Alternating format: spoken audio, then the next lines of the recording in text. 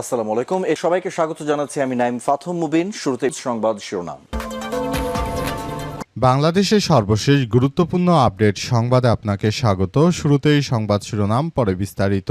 প্রথমেই জানাবো, স্বাধীনতা এবং সার্বভৌমত্ব নিয়ে কোনো আপোষ হবে না বললেন জামাতের আমির।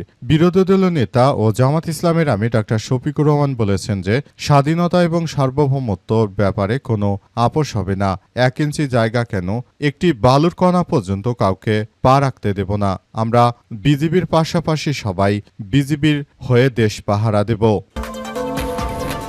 জানাবো, জলঢাকায় 144 ধারা জারি। নীলফামারীর জলঢাকা উপজেলায় বাস, মিনিবাস ও কোচ শ্রমিক ইউনিয়নের অফিস উদ্বোধনকে কেন্দ্র করে 2 দফার মধ্যে দফায় দফায় হামলা ভাঙচুর সংঘর্ষের ঘটনায় 144 ধারা জারি করেছে উপজেলা প্রশাসন। এদিকে যুবদল নেতার পর ছাত্রদলের 2 নেতাকেও বহিষ্কার। শ্রমিক ইউনিয়ন নেতাকে পিটে হত্যার ঘটনায় ময়মনসিংহের গৌরীপুর পৌর বাসস্ট্যান্ড এলাকা থেকে উপজেলা শ্রমিক ইউনিয়নের সাবেক সহসভাপতি মানিক মিয়া 40কে ধরে নিয়ে দফায় দফায় পিটে হত্যা করেছে বিএনপির সন্ত্রাসীরা। বিএনপির যুবদলের সহ-সাধারণ সম্পাদক শোয়েব মুন্সিকে এই ঘটনায় বহিষ্কার হয়েছে। বিএনপি এমনই এই বদমাইশ দলটি, তারা তাদের দলের নেতাকর্মীরা অন্য এক নেতাকে ধরে নিয়ে পিটিয়ে দিনে দুপুরে হত্যা করলো, আর এই ঘটনায় তারা বহিষ্কারের নাটক সাজায়। কয়েকদিন পর আবার তারা তাদের এই দলের মধ্যে সন্ত্রাসীদেরকে জায়গা দেয়। বাংলাদেশে এ পর্যন্ত যতগুলো হত্যাকাণ্ড হয়েছে, বিএনপি এর থেকে দায় এড়াতে পারবে না। এরপর জানাবো, বিএসএফ এর পশ্চিম 10 জনকে ফেরত পাঠালো বিজিবি। আবারও মৌলভীবাজারের বড়লেখা এবং জুড়ি সীমান্ত দিয়ে বাংলাদেশের দিকে ঠেলে দিয়েছে বেশ কয়েকজন ভারতীয় নাগরিককে। এই ঘটনায় এলাকাবাসী এবং বাংলাদেশের বিজিবির সদস্যরা ভারতের হিন্দুত্ববাদীদের এই সন্ত্রাসী কার্যক্রম রুখে দিয়েছে। এবং সর্বশেষ জানাবো, খামেনির পাশেই দাফন করা হবে পরিবারের আরও 4 সদস্যকে। ইরানের সাবেক সর্বোচ্চ ধর্মী নেতা আয়তুল্লাহ আলী খামেনির রাষ্ট্রীয় জানাজা ও দাফন অনুষ্ঠানে তার পরিবারের কয়েকজন সদস্যকেও একই সঙ্গে দাফন করা হবে। পাশে রয়েছে ইরানের সর্বোচ্চ ধর্মী নেতা আয়তুল্লাহ আলী খামেনির নাতনি, 13 মাস বয়সী। ইসরায়েলের হামলায় সেই শিশুটিও মারা গিয়েছিল। প্রিয় দর্শক, এতক্ষণ শুনছিলেন সংবাদ শিরোনাম, এবারে বিস্তারিত। তবে তার আগে বন্ধুরা, অনুরোধ থাকবে এই সংবাদটিতে একটি লাইক দিন। এই চ্যানেলে আপনি নতুন হয়ে থাকলে আমাদের সংবাদটি দেখতে দেখতে চ্যানেলটি সাবস্ক্রাইব করে রাখুন। কমেন্ট করে বন্ধুরা আপনার মূল্যবান মতামত জানিয়ে দিন আপনি বিশ্বের কোন দেশ থেকে বা বাংলাদেশের কোন স্থান থেকে আমাদের সংবাদটি দেখছেন এবং শুনছেন। আর বন্ধুরা, সংবাদটি আপনার সোশ্যাল মিডিয়া ফেসবুকে শেয়ার করে বন্ধুদেরও দেখার সুযোগ করে দিন। আজকের এই সংবাদ সম্পর্কে আপনার মূল্যবান মতামত কমেন্ট বক্সে কমেন্ট করে জানিয়ে দিন। গাজা যুদ্ধে আপনি যদি নিরীহ ফিলিস্তিনিদের ভালোবেসে থাকেন বন্ধুরা, কমেন্টে ইয়েস লিখে পুরো বিশ্বকে আমাদের এই তাজা আপডেটটি দেখার সুযোগ করে দিন। এবারে বিস্তারিত। যুবদল নেতার পর ছাত্রদলের 2 নেতাকে বহিষ্কারের নাটক বিএনপির। ময়মনসিংহের শ্রমিক ইউনিয়নকে পিটিয়ে হত্যার ঘটনায় বিএনপি আবারও এই নাটকবাজি শুরু করেছে।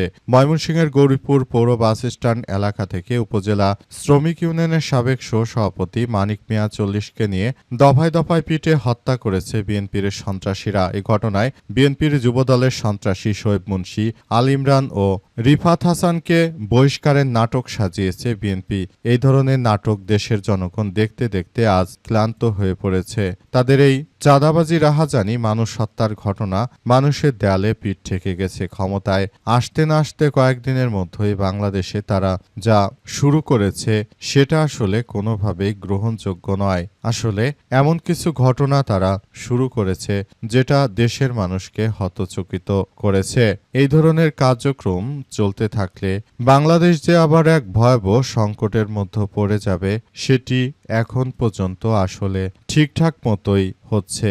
এভাবে রাষ্ট্র চলতে পারে না। এভাবে যদি রাষ্ট্র ব্যবস্থা চলে তাহলে বাংলাদেশ আবারও সেই দুর্নীতিতে 1 নম্বর চ্যাম্পিয়ন হবে খুব দ্রুত। শ্রমিক ইউনিয়নের নেতাকে বিএনপির এই যুবদলের নেতা পিটিয়ে হত্যা করেছে তার এইচএসসি পরীক্ষার্থী ছেলে। এই ঘটনায় নিজের বাবার লাশ কবরে রেখে চোখ মুছতে মুছতে তিনি পরীক্ষা দিতে গেছেন। এই ধরনের নরপৈশাচিক সন্ত্রাসী কর্মকাণ্ড এদেশে বিএনপি যেটা শুরু করেছে সেটা কখনোই আসলে মেনে নেওয়া যায় না। তারা মূলত যে ধরনের কার্যক্রম চালাচ্ছে সেটি আমাদের জন্য এক ভয়াবহ বিপর্যয়কর পরিস্থিতি বয়ে আনছে। বাংলাদেশের মানুষ বিএনপির এই অত্যাচারে অতিষ্ঠ হয়ে পড়েছে। কবে যে তাদের অত্যাচার শেষ হবে আল্লাহই ভালো জানে। কারণ সাভারে এক কিশোরের দুই চোখ অন্ধ করে দিয়েছে বিএনপি নেতা। পাশাপাশি খুলনা অঞ্চলে তো ব্যাপক আকারে গোলাগুলির ঘটনায় বেশ কয়েকজন মারা গেল। চট্টগ্রামেও একই অবস্থা। এভাবে যদি চলতে থাকে তাহলে ভয়াবহ বিপর্যয়ের মধ্য দেশ পড়ে যাবে, সেটি আর বলার অপেক্ষা রাখে না। ক্ষমতায় বসে জুলাই চেতনা অস্বীকার করছে বিএনপি। স্বাধীন সার্বভৌমতা নিয়ে কোনো আপোষ হবে না, মতবিনিময় সভায় বললেন জামাতের আমির। বাংলাদেশ জামাত ইসলামের আমির ডাক্তার শফিকুর রহমান জানিয়েছেন যে বাংলাদেশে যে ধরনের কার্যক্রম শুরু হয়েছে সেটা বিএনপি যেটা শুরু করেছে সেটা কোনোভাবেই গ্রহণযোগ্য নয়। তারা দেশের মানুষের সঙ্গে যে প্রতারণা করেছে, দেশের সঙ্গে যে প্রতারণা করেছে সেই প্রতারণা কখনোই মেনে নেওয়া যায় না। বাংলাদেশটাকে সুন্দরভাবে গড়ে তোলার মধ্য দিয়ে আমাদের সবাইকে এগিয়ে যেতে হবে। পুরো বাংলাদেশটাকে আমরা সুন্দর একটি পরিস্থিতির মধ্য দিয়ে নিয়ে যেতে চাই। দেশটা আমাদের, সুতরাং দেশের সার্বভৌমত্বকে রক্ষা করার জন্য আমরা সবাই বিজিবি হয়ে তারপর বিজিবির সঙ্গে কাঁধে কাঁধ মিলিয়ে আমরা ভারতের এই ষড়যন্ত্র রুখে দেব। তারা বাংলাদেশে যেভাবে পুশিনের চেষ্টা করছে, তারা যেভাবে ষড়যন্ত্র শুরু করেছে সেই ষড়যন্ত্র আসলে কোনোভাবেই গ্রহণযোগ্য নয়। দেশের প্রতিটি মানুষকে এই বিষয়গুলো বোঝাতে হবে যে বাংলাদেশ এখন আর আগের জায়গায় নেই, আগের মতো শেখ হাসিনার ফ্যাসিস্টের মতো নেই। বাংলাদেশ এখন বাংলাদেশের জায়গায় রয়েছে এবং এদেশ নিয়ে কেউ চক্রান্ত করবে, তাদের সেই চক্রান্ত আসলে মেনে নেওয়া হবে না বলে জানানো হয়েছে। জামাতের আমির আরও জানিয়েছেন যে দেশটা আমাদের, সুতরাং এই দেশকে নিয়ে কোনরূপ ষড়যন্ত্র আমরা বরদাস্ত করব না।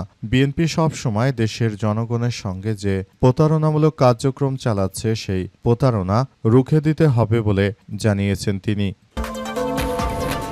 বিএসএফের পুশিন 10 জনকে ফেরত পাঠালো বিজিবি। মৌলভীবাজারের বড়লেখা ও জুরি সীমান্তে বিজিবির কঠোর প্রতিরোধের পর ভারত থেকে 10 জনকে পুশিনের চেষ্টা রুখে দিয়েছে বিজিবির সদস্যরা। বিএসএফের সদস্যরা তারা মূলত এই সন্ত্রাসীরা এসব সীমানা এলাকা দিয়ে বাংলাদেশের অভ্যন্তরে এই ভারতীয় নাগরিকদের ঠেলে পাঠানোর অপচেষ্টা করেছিল, কিন্তু তাদের সেই অপচেষ্টাকে পুরোদমে রুখে দিয়েছে বাংলাদেশের বিজিবির সদস্যরা।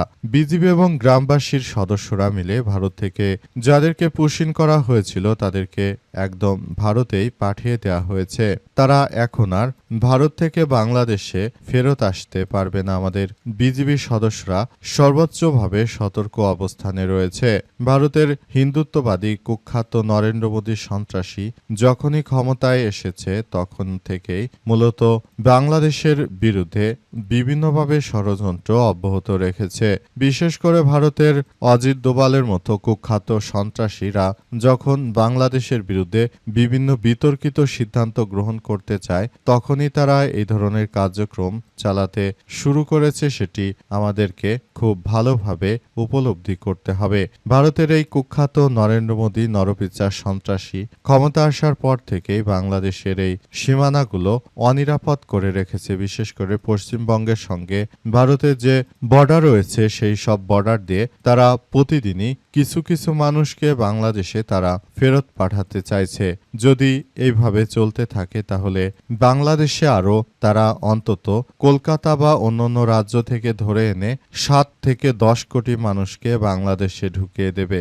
বাংলাদেশে এমনিতে জনসংখ্যা বিপুল পরিমাণ, এরপর যদি এসব মানুষেরা বাংলাদেশে ঢুকে পড়ে তাহলে ভবিষ্যতে বাংলাদেশের অবস্থা আরও খুবই ভয়াবহ বিপজ্জনক পরিস্থিতির মধ্যে পড়তে পারে। তাই এখনই বিজিবির সদস্যদেরকে সর্বাত্মকভাবে সহযোগিতার মধ্য দিয়ে মূলত আমাদের সবারই এগিয়ে যাওয়া উচিত। আমরা যদি এখনই এইসব বিষয়গুলো নিয়ে কাজ করতে না পারি ভবিষ্যতে ভারতের হিন্দুত্ববাদীরা আরও অনেক বেশি তারা আহ্লাদ পেয়ে যাবে। তারা আসলে এমন কিছু করতে চলেছে, যাতে করে সারা বিশ্বের বুকে এই হিন্দুত্ববাদীরা বাংলাদেশকে একটি অস্থিতিশীল এবং অকার্যকর রাষ্ট্র হিসেবে সবার সামনে প্রতিষ্ঠিত করতে পারে। কিন্তু আমাদের ভুলে গেলে চলবে না যে ভারতের এই কুখ্যাত উগ্রবাদী হিন্দুত্ববাদীদের বিরুদ্ধে আমরা মুসলিম হিসেবে আমাদের সর্বাত্মকভাবে কার্যক্রম চালিয়ে যেতে হবে। তাদেরকে কোনোভাবেই ছাড় দেওয়া হবে না। যদি তারা এইভাবে ছাড় পেয়ে যায়, ভবিষ্যতে তারা আরও বাংলাদেশের মাথায় চড়ে বসবে। তাই এখনই সময়, এখনই এই ভারতের হিন্দুত্ববাদীদের বিরুদ্ধে আমাদের রুখে দাঁড়াতে হবে। আমাদের বিজিবি সদস্যদেরকে সর্বাত্মকভাবে সহযোগিতা করতে হবে দেশবাসীকে, যাতে করে ভারতের এই হিন্দুত্ববাদীরা, যাদেরকে বাংলাদেশে পুশিনের চেষ্টা করা হচ্ছে, এদের এই পুশিন যেন প্রতিরোধ করা যায় সেই ব্যাপারগুলোই দেখতে হবে।